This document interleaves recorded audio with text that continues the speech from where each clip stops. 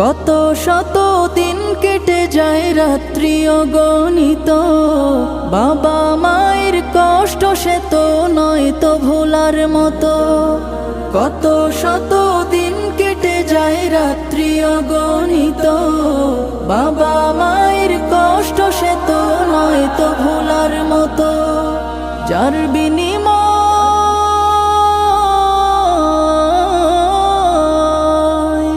যার বিনিময় কণ্ঠে ফোটে পাক হরফের গান, যাদের বুকের মানিক হলো হাফেজে কুরআন, হাফেজে কুরআন, হাফেজে কুরআন।